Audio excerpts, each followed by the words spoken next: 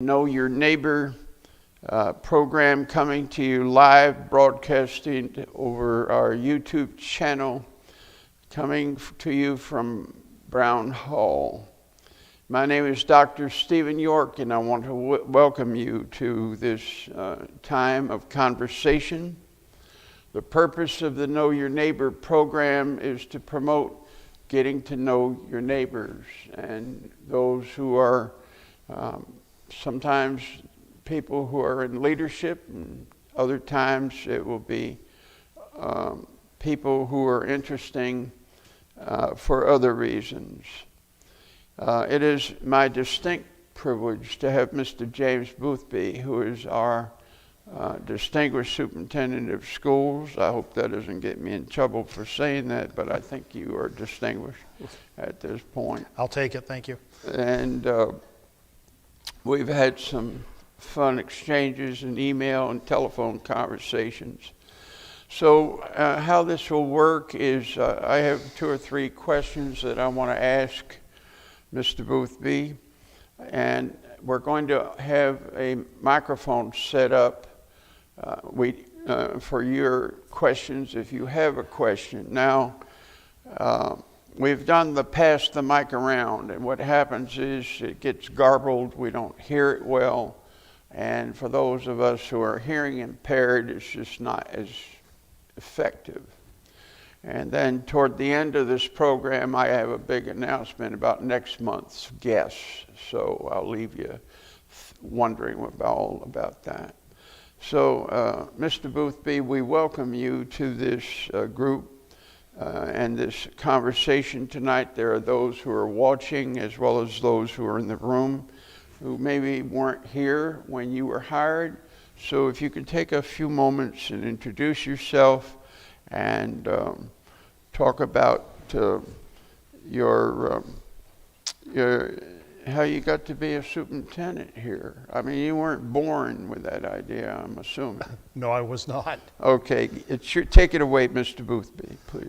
Well, it starts here. I was hired here in 2008 and was invited for an interview, and it was a very intimate interview with the 23 to 24 citizens of the community in the conference room, and answering a number of questions coming from every different direction. And very, very fortunate and blessed to be selected by that group. I was very excited about that opportunity. And what really got my attention during the interview was the passion, the pride, and the value that those folks in that room placed on the educational system and their desires to have a quality educational opportunity for their students and for the community. And I connected to that very, very quickly. And I've been here since, so this is just finished 13 years, going into the 14th year, which if you look at it, the average stay for a superintendent now is about 3.5 years. Nationally, it's less than that. No desire for my part. I mean, certainly I work at the pleasure of the school board, so if they ask me to move on, I understand, but it's just like the football coach. You're only as good as your last game of your championship. So, but the opportunities here have been absolutely fabulous. And working and developing the RSU, it's a unique professional opportunity. When do you have an opportunity to come in and actually start at the ground floor of an educational organization? So that was an exciting challenge, and to work with these 4 communities has been absolutely a wonderful experience. And the ability to build relationships, which is the foundation of everything we do, it's about relationships. Anywhere from the interactions with the communities, interactions with the people, and most importantly, the interactions with the students, is building those relationships and start there and work your way up. So you grew up in Brewer, graduated from Brewer High School. Yes. And tell us a little bit about where you went to college and your teaching and administrative experience, if you would, please. I think I was a pretty typical high school student. Had a great experience, a lot of opportunities, and I took advantage of some and missed out on a number of others. but I was rather young. I was actually the youngest in my class. We had over 320 graduates when I graduated from high school. We had over 1,000 in the high school at Brewer. And I really didn't know what I wanted to do. It was very clear in my family. My mother and father had talked to us, all three of the boys. We would do something after high school. But we had to make a decision. Trade school was fine, not a problem, very supportive of that. College was fine, but we had to do something. There wasn't just going to be a walk out of high school and call it good. Had the opportunity to attend basically any school I wanted to. Unfortunately, my father is a deceased veteran, so I was able to go to school on the VA, paid for that. So as long as I went to a state school. So I had the opportunity to go. I started off in Presque Isle with the idea of going into teaching. Enjoyed it, knew I liked teaching, knew I liked coaching, really enjoyed coaching. But the biggest challenge for me again was I graduated high school at 17, I was in college at 17. Didn't have enough experience. And after a couple years in Presque Isle, I transferred down to Orono and finished out my degree there and graduated in 1984. And realized that just turning 21, I was far too young to go teach. And I had an opportunity. I worked full-time for Service Merchandise. I don't know if folks are familiar with Service Merchandise, but I worked for them full-time while I was going to college my last 2 years. And the day after I graduated, I got called to the general manager's office, and I thought for sure I was fired. And 2 days later, I was in Syracuse in their management training program. And I worked for the company for a few years. I was in Syracuse. They transferred me to West Hartford, Connecticut. I got transferred over to Scranton, Pennsylvania. I opened up 2 stores up in Rochester, New York, sent back to West Hartford, Connecticut, and had the opportunity. I joke with my wife. She too was a manager for the company. She worked at, if you remember the store, they have a belt that would come up in the pickup window. That's where I met my wife, at the pickup window. So I thought that was quite fitting. And so we've been together for 35 years. But after my second go around in West Hartford, I realized that, this wasn't my passion, and wanted to work my way back to Maine. Left the company, went to work for my uncle in a printing business down in Portland, and learned the printing business for a little while, and had an opportunity from a friend of mine in high school, had a construction company and a division in Portland, so I worked for them down in Portland, and great experience, again, learning trades. And I really appreciated that. Loved the idea that you could go into a place, work with your hands, and you'd step away and there was something that was done. You created something. But with the recession in the 90s, the bottom fell out, and the company had to restructure in order to survive. I asked to be laid off because I said, now's the time I want to come back into education. I've got some experience behind me. And when I interviewed for the teaching position, I told them right up front, my plan was to be an administrator. At that time, you had to have 5 years of teaching experience in the classroom before you could be an administrator.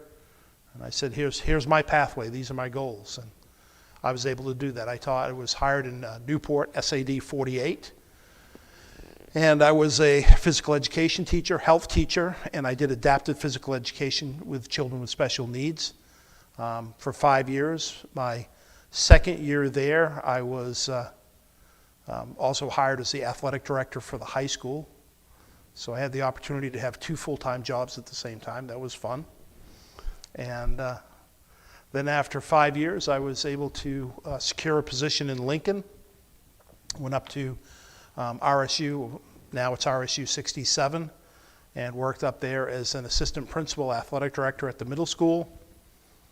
And had a chance to coach baseball, absolutely loved coaching. At the end of a game, the superintendent walked out on the field while I was still trying to coach and told me to come down to his office. After the game, I walked down to his office, and there were a group of people sitting around a table, and they said, thanks for coming down. We're going to interview you for the elementary principal's position. said, I never applied. And they said, we took care of that, don't worry. So, okay.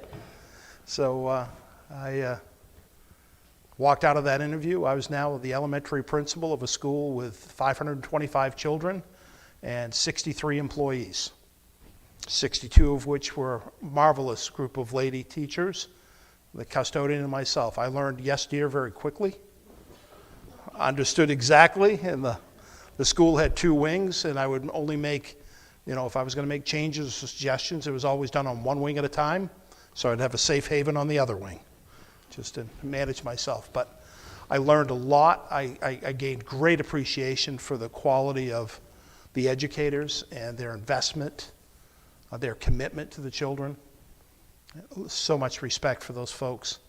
And it was a great experience. And during that time, I completed my CAS, which is Certificate of Advanced Study, which is a doctoral light. I chose not to do the dissertation or the defense, and said, thank you very much, I'll take the CAS and move on. I can do everything I want to in education with this degree. I had 2 stints as an interim superintendent while I was up there. I was again invited to another interview after 6 years at the elementary school, and I then became the high school principal.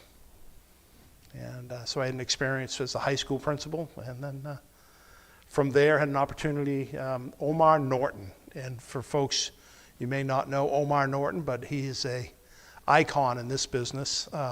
Omar is from Eastport, Maine, spent some time with the St. Louis Cardinals, was an educator all around northern Penobscot, Washington County, Hancock County. Worked as a legislator, worked as a deputy commissioner of education, and what a gentleman, a wonderful man. And he encouraged me to apply for a position down in Union 92, which I did and was successful. Was hired as the superintendent there in 2006. And 3 weeks after I was hired, Governor Baldacci announced that he was going to get rid of all superintendents of schools and consolidate. My wife was so happy. We had sold our house, had no place to live, and was not going to have a job. So then worked through that process with Union 92, which ended up dissolving and going in different directions. And that's when I had the opportunity to come over here. So you've got a really versatile set of experiences, not just in education, but life experiences. Oh, yes. Now, I can identify with going to college at 17. I get that clearly. Yep. And the variety of things, it would seem to me that the hands-on learning, the sales, the hands-on learning, the construction work, the management really probably informs your working with a diverse school population. Every day. Every day, yeah. Yeah. Everything happens for a reason. And if you take a look at it, and we talk through our Aspire program, and I hope we'll chat about that more, but last evening with the Economic Development Committee, we talked about pathways. And I did my pathway, and it's never a straight line. Right. But everything happens for a reason. You have those experiences for a reason. Everything you start to add to your toolkit. You build up, you build up. Right. Yep. So, now that you've been here since 2008, what are some of your hopes and dreams for the future here? I mean, you've settled in, you've learned how to work with not only wings in Lincoln, which was great, but working with a variety of personalities on school boards and in the community. So what would you say your vision, your hopes, what your aspirations are? Well, my hopes and aspirations for the school department, they're ever changing because you can never be stagnant, right? You have to always strive and achieve goals build, improve, but you cannot rest on your laurels. You have to see, how can we improve? In education, we deal with the most precious commodity in the world, and that's people's children. And our job is to provide them opportunities so they can fulfill themselves. And so my focus has been developing an educational program built on the mission and vision of the community. And when I arrived here, one of the first things we did was we did a mission and vision process. And really, what are the values of the community? What does the community want? It's not what Jim Boothby wants, it's what does the community want? And we've since had a second iteration of that. And we use that as a filter for every decision we do. Any program that we bring in, any decision we have, obviously we have to follow laws and what the legislative edicts are, but it's what does the community want? And that's what we filter our work through. And my goal is to bring an educational program to the community that meets those expectations and provides the opportunities for our students to be able to have choices in their lives. And whatever they want to do, they can achieve out of these schools.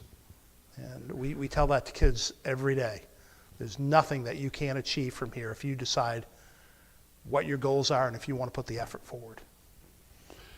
One of the questions I've heard, and I don't know the answer to, what is the relationship of the Reach School, which is down the street, which is an alternative program led by Seth LaPlante, who I know. He taught science in Deer Isle Stonington for years. Yep. So what's our relationship, if any, with the Reach School? We have a wonderful partnership with the Reach School. That was actually started, oh my goodness, probably 28 years ago now, somewhere along those lines, and I may not be accurate, but it's quite a while ago. And it's set up as, it's an independent school, okay? It's recognized as an independent school. We contract with Reach for alternative education programming for our students. Not every student is going to be able to go right through your pre-K through 12 program. They need alternatives. And so we have that partnership. Reach provides that. We work with them. We have a very nice collaboration with them. But Right. They are an independent, but we're partners. Right. It's a great opportunity for those who Right. find that their pathway is not the traditional one. That's correct. Yeah. So your hopes and aspirations are to fulfill, sounds like, or to work with the hopes and aspirations of the community. Mm-hmm. So what do you think the community is hoping for?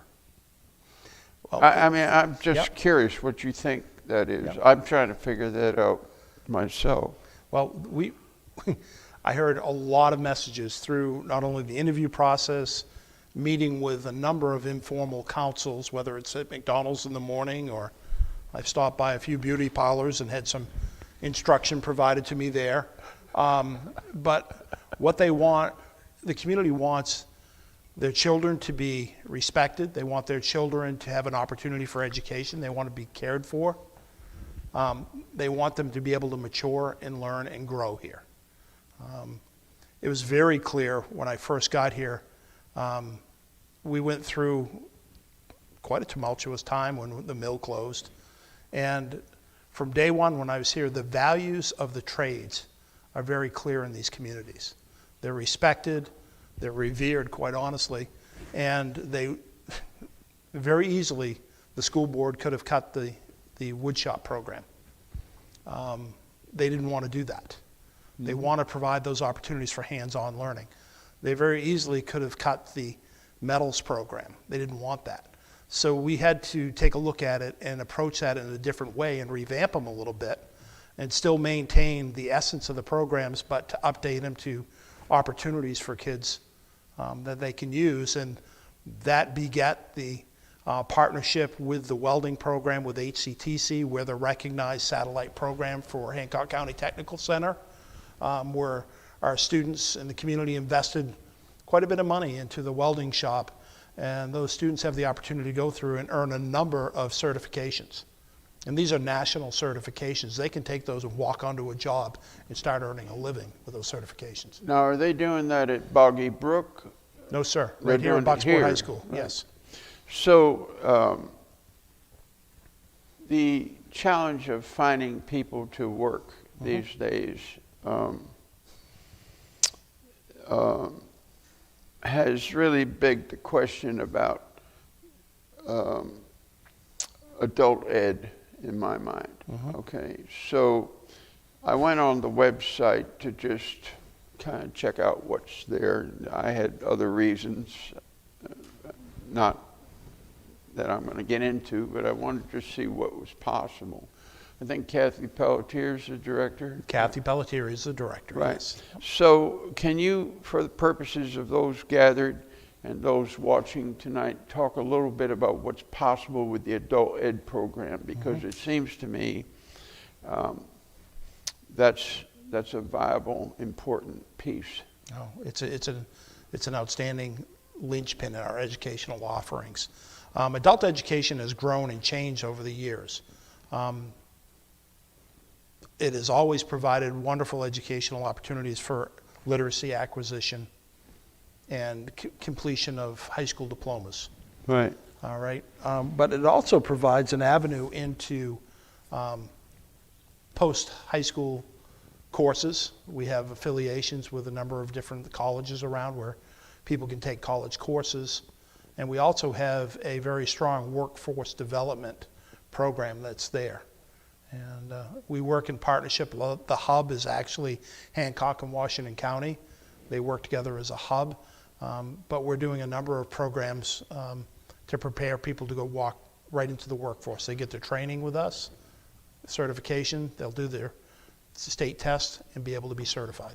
Is that the Eastern Maine Development Corporation, or is that something else? That's something totally different. Something totally Yep. different, yeah. Yeah. Another question I'm wondering about, there are some students, I think, that find, by the way, let me go back to something before I get into the AP stuff. Okay. Your honor society really did a superb job at the Christmas tea, didn't they? Those of you that were present. They were, in fact, we've got a picture of them up on our board. I hope you Nice. look at the board, folks. There's a lot of pictures that are up there from this weekend. They were just exemplary, well-mannered, industrious. I mean, don't you think, Meg? You. Yeah. So, I went over and thanked them, at the table, and kind of inquired a little bit about, are you on the college search? And a couple of them, are looking for colleges. Others are not at that point yet in their high school career. But for those who are interested in the humanities, the arts, history, those kinds of things. Can you speak a little bit about the kinds of possibly AP or college collaboration for courses? Oh, yeah. With that, what does that look like here? Well, we have both AP courses, which are advanced placement courses, which are taught by our teachers, and they follow the AP curriculum. And students will go through that curriculum, and then they'll have a chance to test out. And if they perform at certain levels, then they can earn college credits that may or may not be accepted to the university or college they attend. And we have a number of courses that are available to the students, whether it's through art, history, sciences, mathematics. It's available. We also do dual enrollment programming with our students, Right. where we have students who actually take college courses while they're enrolled as high school students. And we have a number of courses there, again, art, mathematics, science. I know my daughter, when she left Bucksport High School, she had completed a full semester of college work while at Bucksport High School. Could you give us an example? Is there more than one higher ed institution involved? Are we talking about Orono in the university system, or? We have affiliations with University of Maine Fort Kent, University of Maine Augusta, University of Southern Maine. Okay, great. Yeah. We also have a partnership in the Bridge program. And the Bridge program is designed for students who are taking technical programming, HCTC programming, but they also take a strand. The one half of the day is a technical program, the other half of the day is college placement courses. Right. And we have partnerships with Jackson Labs, so there's biomedical. We have a partnership that we do CNA, and those kiddos do bridge work, and they can position themselves for entrance right into nursing programs. And we work with the articulation agreements with different colleges and for those programs. And it's a fantastic program. It's actually a statewide program. We're the only county, the only place in the state of Maine that it's not school-based, but we do a county-based. Those courses are actually hosted in Ellsworth, so the kiddos who take their classes in Ellsworth HCTC just go over to Ellsworth High School. They're still Bucksport High School students, but they're taking these college courses. Right. And is that during the school day? Or Absolutely during the school day. Yep. Yeah. So there's many pathways that we have available for students, and that's part of the program, the Aspire program that we presented last evening, which is funded by the Melmac Educational Organization. We were fortunate enough to, they approached us about being the second Aspire site in the state of Maine, and chosen as the rural example. And what we're talking about in the Aspire program is we really want to begin the conversation about opportunities, planning for the future as early as kindergarten. Not only with the kiddos, but with the families. And it starts right off with take advantage of the Alphon Foundation, set up a 529 investment account for your kiddos so you can have money. They'll give you $500 free of charge to set that up so kids can have money when they go to college.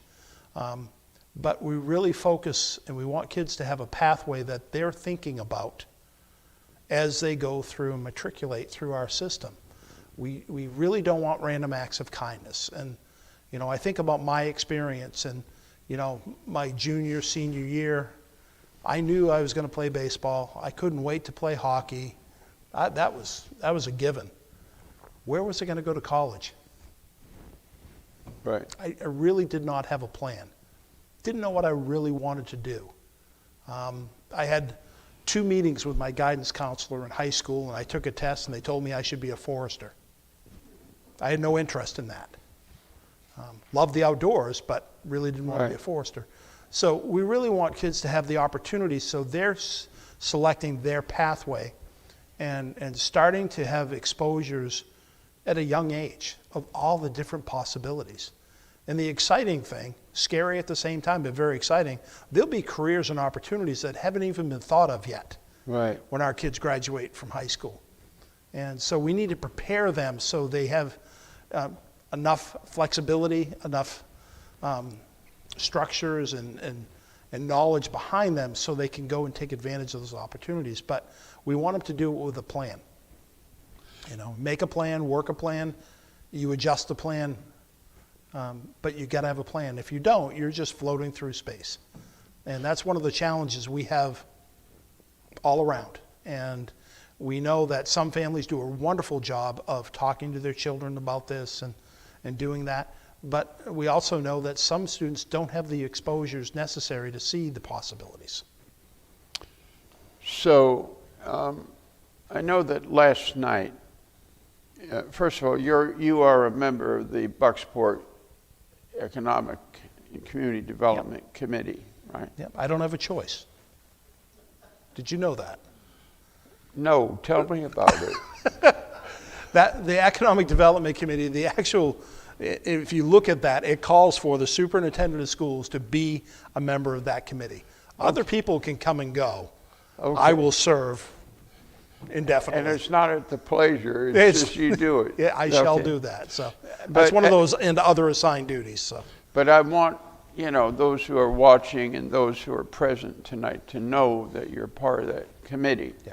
And my understanding is that last night, and we also have two other members of the committee Yes. here tonight, Mr. Dick Peterson, our neighbor here, and Meg Key is a member of that committee. And so my understanding is there was some presentation last night Yes. for the committee. What was the purpose of that presentation? The purpose of that presentation was to be formally introducing ourselves to the community via the Economic Development Group. This grant, we received this grant a year ago. Obviously, with COVID and the disruption of the pandemic, it hasn't been a linear process.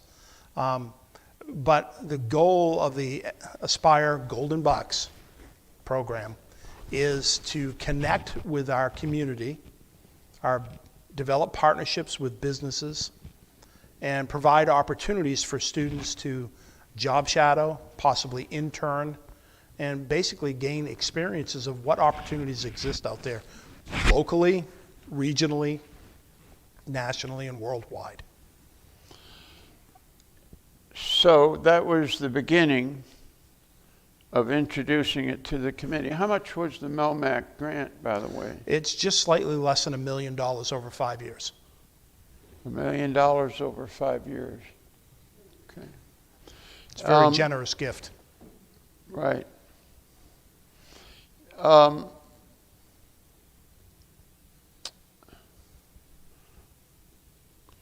If I can go back for a moment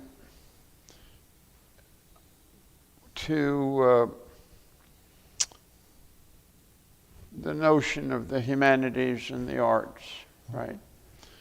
It's been my observation in the past, when we got STEM, which was science, technology, engineering, and I forget what the M is. Mathematics. Mathematics was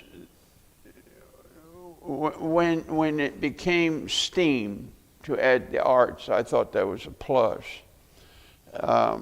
So what opportunities, let's say you have these students who are not particularly interested in trades or whatever, but are interested in the arts or music or dance or performance or writing or those kinds of things.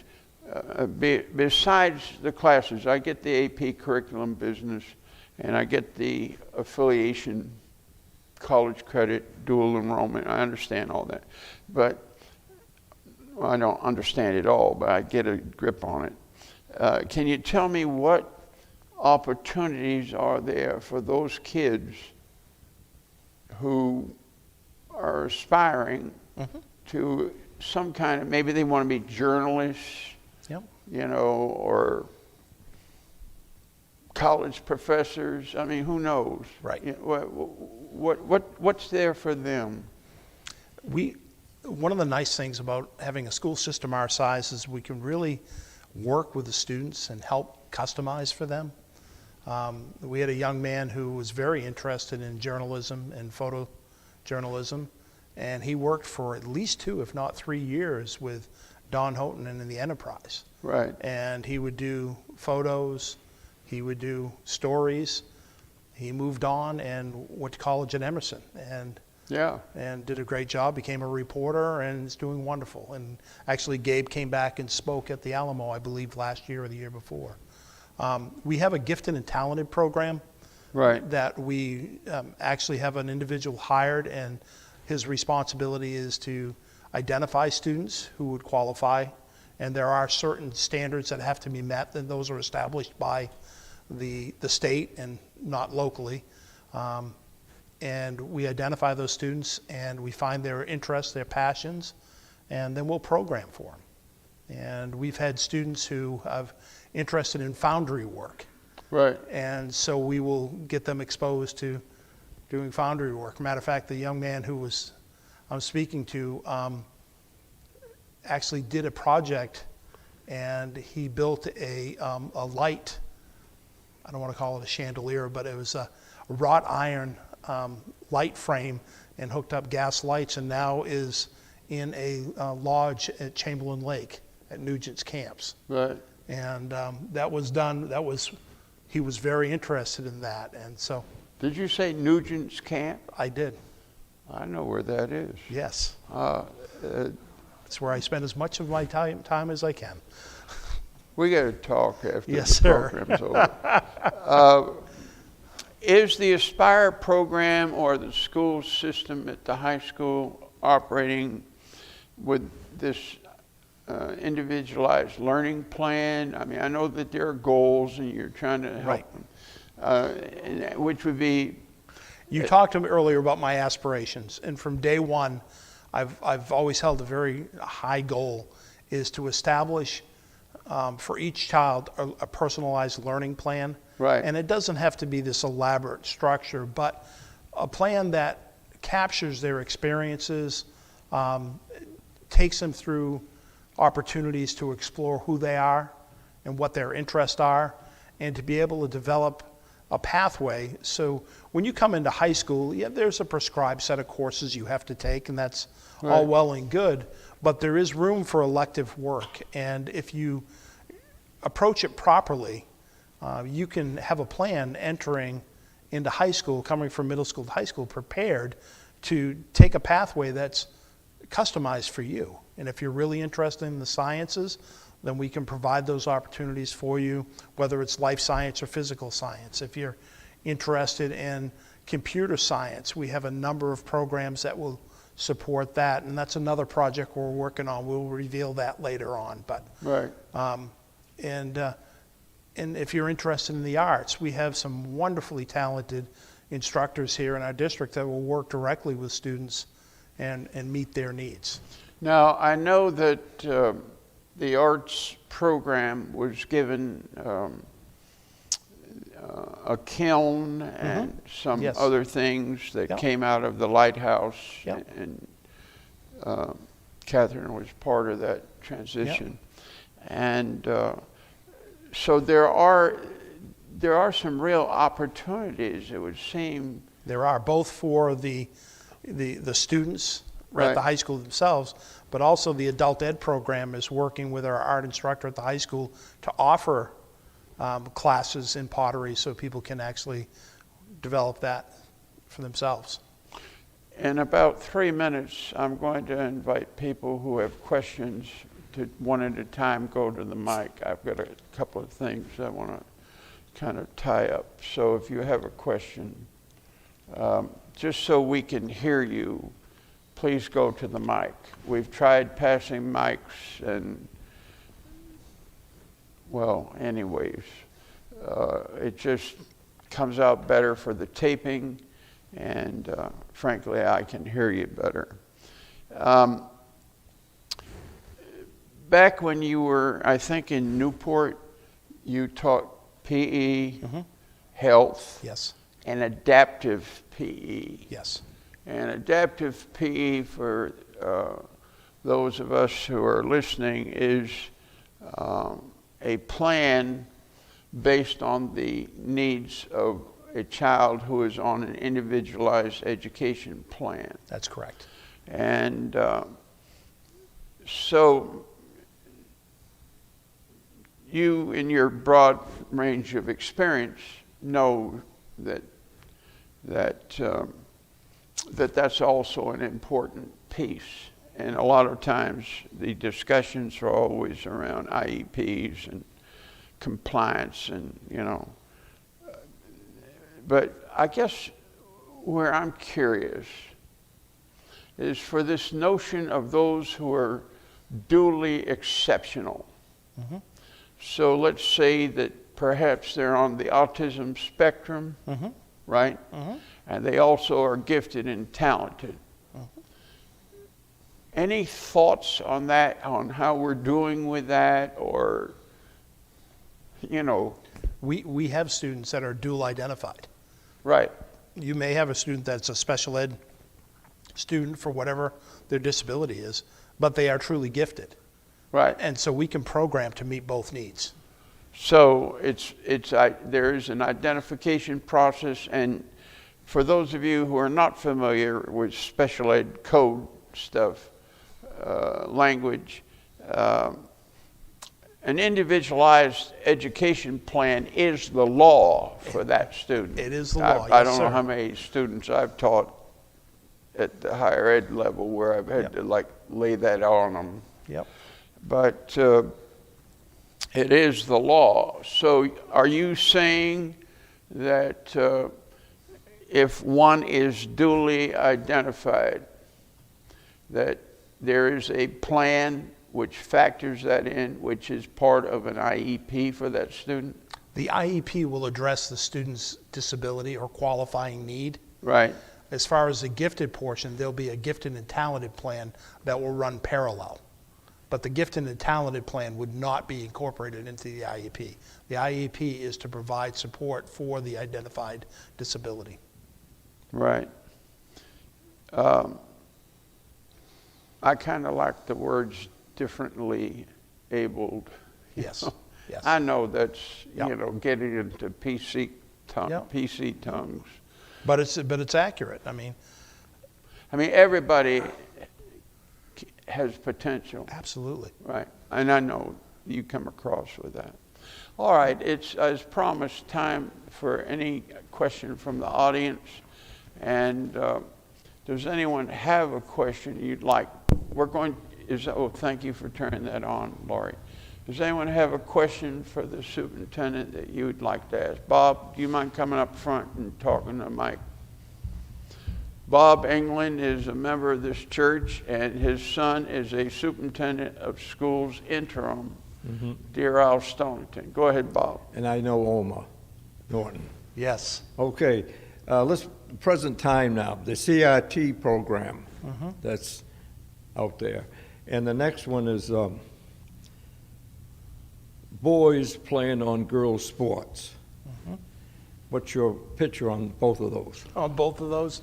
Well, CRT refers to critical race theory, and that's actually a higher educational discussion that started in the 60s and the 70s, and it talks about how race and opportunity policies, laws, and everything were built to not support certain folks. CRT is nothing we teach. Okay? It is not taught in You our happy schools. with that, Bob? Right. Okay. In the state of Maine, the Maine has the Maine learning results. What we focus on is we teach students to have critical thinking skills. So they're able to take information and to dissect that information by checking sources and really, for them, exploring into that. But as far as CRT, that's a political football that people are using, and it's to disrupt more than anything, and it's unfortunate. But it's not an issue here because Not here. Right. No. I want to move through as many questions as possible, folks. This is He had a follow-up.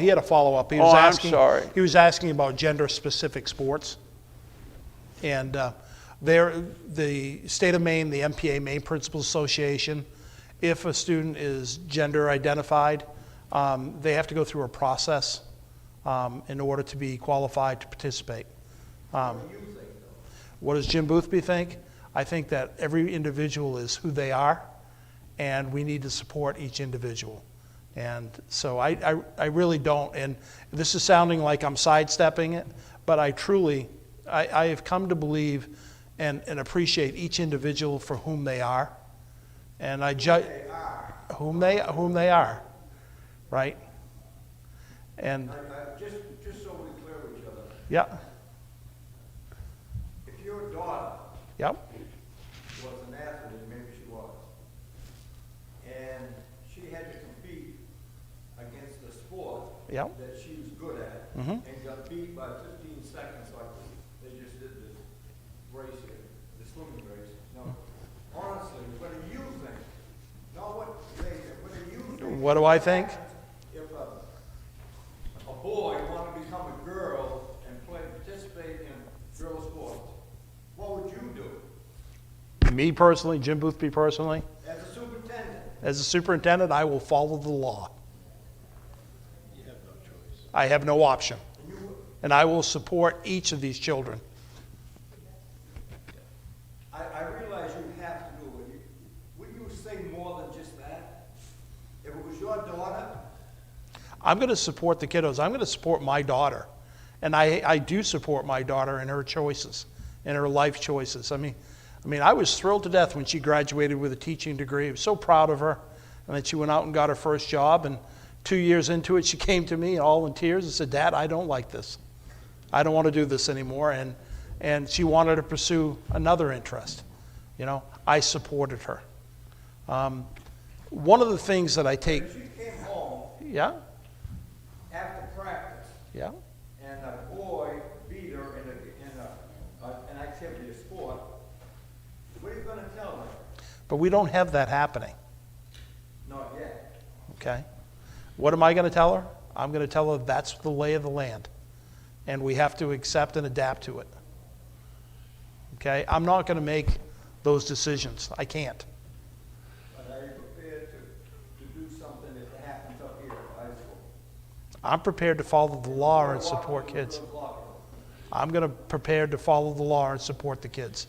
And All right, Bob, we got 2 questions in for you. I hope that worked. And do we have another question that you'd like to ask folks? I cannot believe we have this golden opportunity and somebody else doesn't have a question. I have a question. You know Mary? Can you go up to the mic, Ann, please?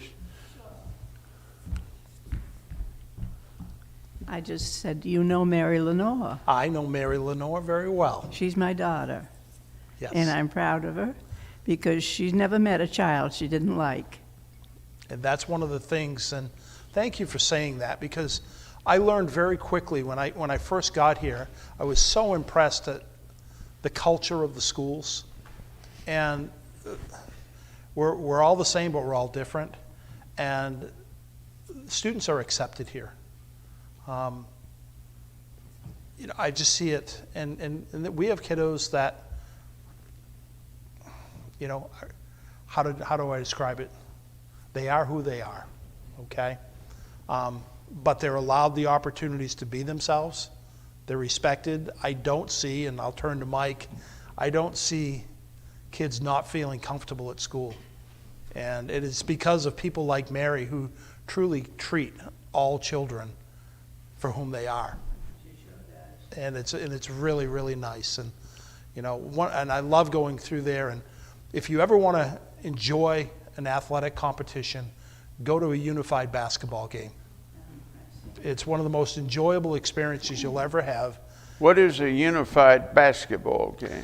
A unified sports program is a combination of students who have disabilities, identified disabilities, compete in an athletic competition along the side of able-bodied students, Right. who are their partners, and it is so much fun. And talking to the kiddos, they have a great experience. All of them have a great experience.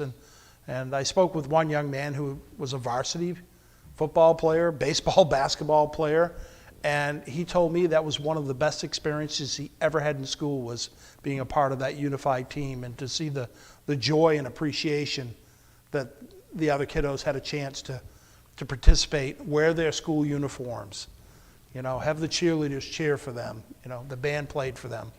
And it's really, it's heartfelt, and it's, you know, you'll see parents there and their tears in their eyes because they never thought they'd see their son or daughter be able to play on a team. And it means a lot. I remember Great. one of the games that I Go back to the mic, please. can hear me. I can't hear you. They can't hear you on television either. This boy got a basket, and it was the first basket he ever got. You know, and everyone cheered, the kids, and I mean, it was just wonderful. And if you've never seen one of those games, you should go see one. They play other schools. Yep. Yeah. Yeah. And it's a lot of fun. And then here, the tradition is after they finish a game, we'll purchase pizza, and both teams will come down and they'll have pizza together, and, you know, they compete, they have a good time, but it's more about the camaraderie and the the fellowship, and it's really it's a wonderful experience. All right, another question. Genevieve, if you don't mind, please come to the microphone. So I am trying to get a community garden started here in Bucksport, and it's going to be a little bit before we get any land. Won't hear anything until about the end of January, but just want to take the opportunity to, kind of seek volunteers, anybody that wants to join, and maybe talk to you later about perhaps getting involved with the schools, if that would be something you'd be interested in, and maybe even having if you already have a garden there or not. We do at the Miles Lane School. There's a garden, and would love to have some community connection with that. And I'd put you in touch with the principals All up right. there. Thank and you so that'd be much. wonderful. Genevieve, for the record, is part of our group, the gathering that meets on Wednesdays in the corner room here in Brown Hall. And they're looking at piloting a community vegetable garden. It was pointed out to me by the press this afternoon that some people think that it's about a flower garden because of the beautification business. And so in talking to the press, I got that straightened around. It is a vegetable garden, and Genevieve is an important voice in that it's a small group at the moment. We have been in touch with the town manager and others to get, that. But it's one of the many opportunities here at Brown Hall. I'm looking for one more question. Catherine. Hi. I'm a big advocate of teachers, and I know that it's been a really difficult year with COVID, having to teach remotely, and the challenges have been enormous.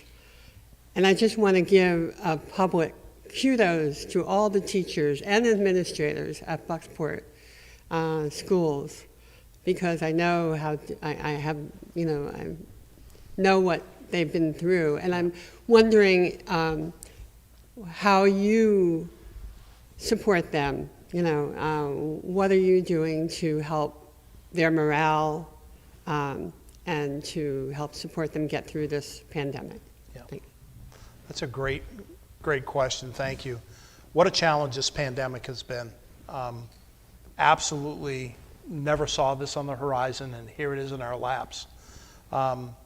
We were fortunate that we had a great deal of federal money come to us to provide the resources. So our classes now are outfitted very well so we can do remote learning. And what's happening right now is the school board, and I very much support their decision, is to focus the in-person learning.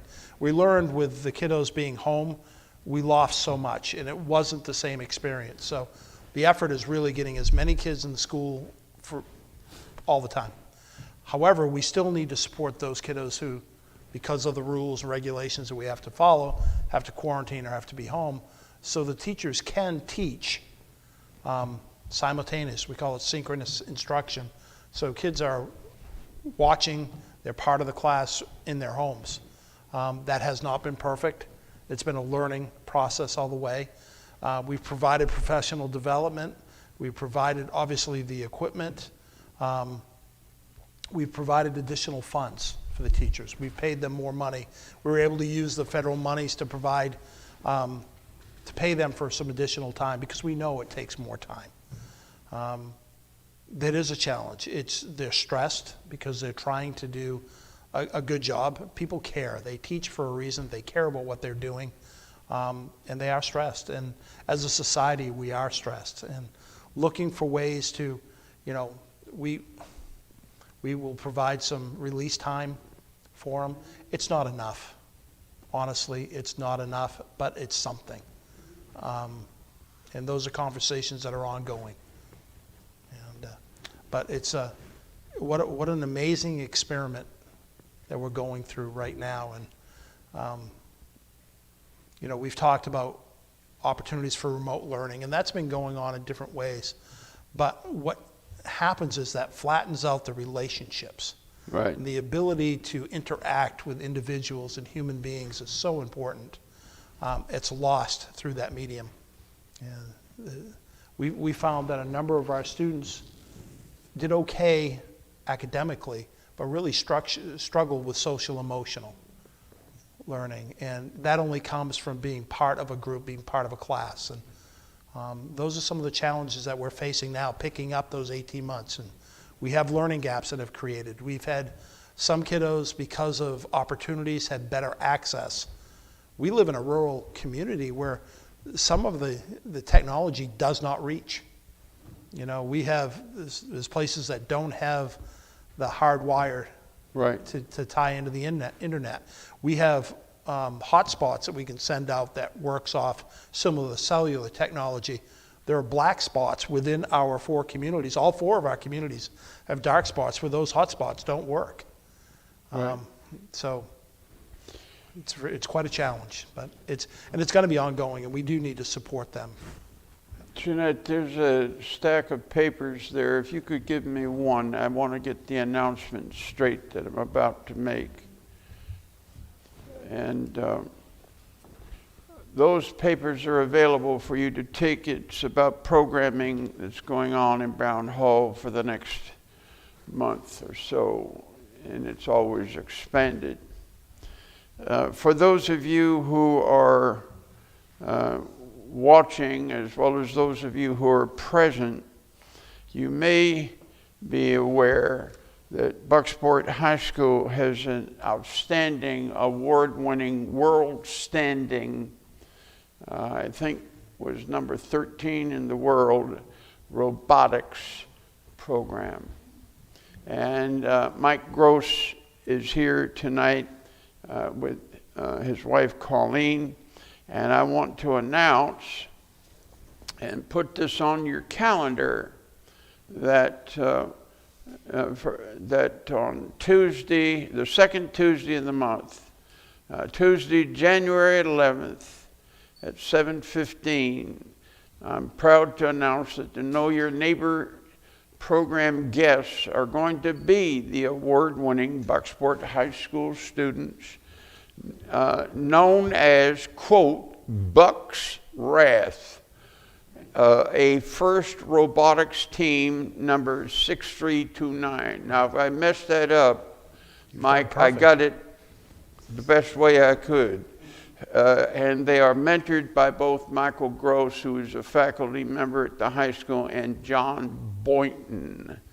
And this has already gone to the press today, so this will be, I think it's really outstanding that we have a robotics thing, and this is going to be a show and tell, really, time where the students are going to get to, I hope, exhibit some of the things, and Mike, whatever you need from us to make that work. But we're really excited about that. There's a lot of things that go on in this community center called Brown Hall. And so I invite you to take one of those papers. For those of you like me who enjoy Wendell Berry, there's a green sheet with one of his poems there. I also invite you to look at the bulletin board on the way out. We have some great pictures from just this past weekend, the Christmas tea, the Christmas party, and we had Santa's helper here and a lot of happy kids. So there's a lot that is going on.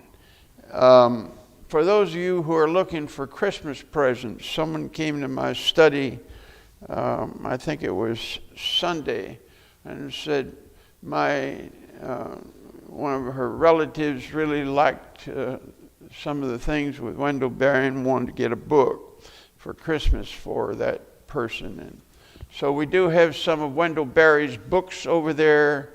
Jeanette Blodgett is going to handle the book table. The wreaths are beautiful. We'd like to get them to a good home tonight or give them to a neighbor, something, but we'd like to take care of that. I want to thank you, Mr. Boothby, for a very fine, informative interview, and I'm going to ask the audience to join me now in thanking you for coming tonight. Thank you. Thanks for having me. And to those of you who are joining us by way of YouTube, I want to thank you tonight, those who are watching live stream and those who will see this, which will be posted on the town website under Exploring Bucksport. You will find, if you go to the bottom of the link page, the Know Your Neighbor programs are listed.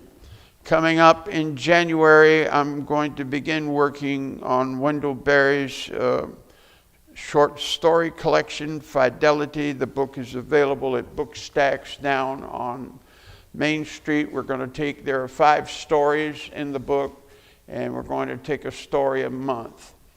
And so we will, but anyways, get some information. Jeanette will handle this.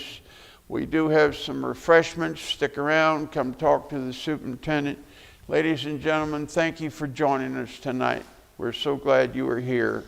Good night from Brown Hall. This has been Dr. Stephen York with Dr. James Boothby. I said I'd give you a doctorate. I'm not a doctor. I've not earned that degree. Thank you. You're an honorary doctor as far as we're concerned. Okay, well, I'll take the honorary one. All right.